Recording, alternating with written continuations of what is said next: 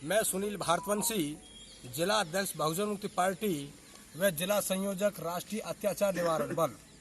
साथियों, जैसा कि आप जानते हैं कि पूरे देश में बीजेपी और आरएसएस ने जिस तरह से अतिक्रमण कर रखा है, संविधान के विरोध में काम कर रहे हैं, देश के विरोध में काम कर रहे हैं, देशवासियों के विरोध में काम कर रहे हैं, तो उनकी इन चालाकियों को हमको समझना होगा और इसका उनको मुंह तोड़ जवाब देना होगा।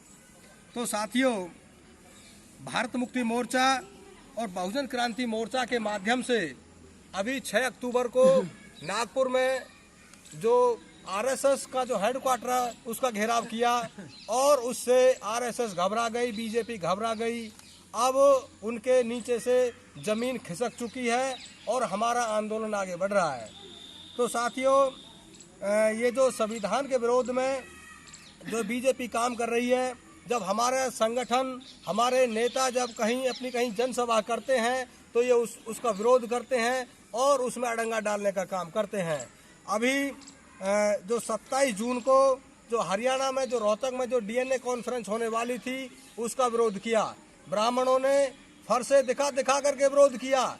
फरसे दिखाने का मतलब है कि एक आतंकवादी अपने आप को साबित करना, क्योंकि जो आतंकवादी लोग होते हैं वो लोगों को हथियार दिखा करके वो लोग डराते हैं। तो इसी काम को रोहतक में नवीन जय हिंद नाम के आतंकवादी ने किया। तो और उसमें कानपुर में भी जो हमारा यूपी का जो उत्तर प्रदेश का जो अधिवेशन हो रहा था वहाँ पर भी ऐसी ही घटना घटी और उन्होंने राष्ट्रीय अधिवेशन नहीं होने दिया और इस काम को सरकार के सहयोग से ब्राह्मण लोग कर रहे हैं। उनका सामाजिक संगठन और राजनीतिक पार्टियां उसकी दोनों की इसमें भूमिका है। तो साथियों, हमें जो लड़ाई लड़नी है वो संविधान को बचाने के लिए लड़नी है। यदि संविधान जिंदा रहेगा तो हम जिंदा रहेंगे, हमारा स्वाभिमान जिंदा रहेगा। तो अब इसके लिए जो हमारा जो राष्ट्रव्यापी जो संगठन है भारत मुक्ति मोर्चा, बहुजन क्रांति मोर्चा, तो राष्ट्रव्यापी चरणबद्ध आंदोलन की घोषणा की है। जो 21 अक्टूबर 2022 को जिला मुख्यालयों पर धरना प्रदर्शन किया जाएगा। 25 अक्टूबर को 2022 जिला मुख्यालयों पर श्रृंखलाबद्ध आमरण अनशन किया जाएगा और 31 अक्टूबर 2022 को जिला मुख्यालयों पर रैली प्रदर्शन किए जाएंगे और 6 नवंबर 2022 को 11 लाख लोगों का एक राष्ट्रव्यापी एक जेल भरो आंदोलन होगा। तो इस आंदोलन में मैं और अपने समाज के सभी साथियों से, अपने संगठन के सभी साथियों से अपील करता हूं कि इस आंदोलन में ज़्यादा से ज़्यादा संख्या में भाग लें ताकि हम आरएसएस और बीजेपी को मुंह तोड़ जवाब दे सकें।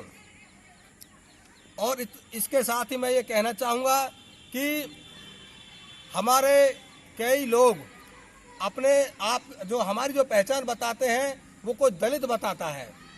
वो हमारे बहुत सारे बड़े बड़े नेता भी ये दलित करते हैं कि बस दलितों के साथ ऐसा हो रहा, दलितों के साथ हो रहा है। साथियों, ये जो शब्द है, इस शब्द से हमारा जो मनोबल है वो गिर जाता है और जब मनोबल जिसका गिरा रहेगा वो कभी कोई लड़ाई नहीं जीत सकता।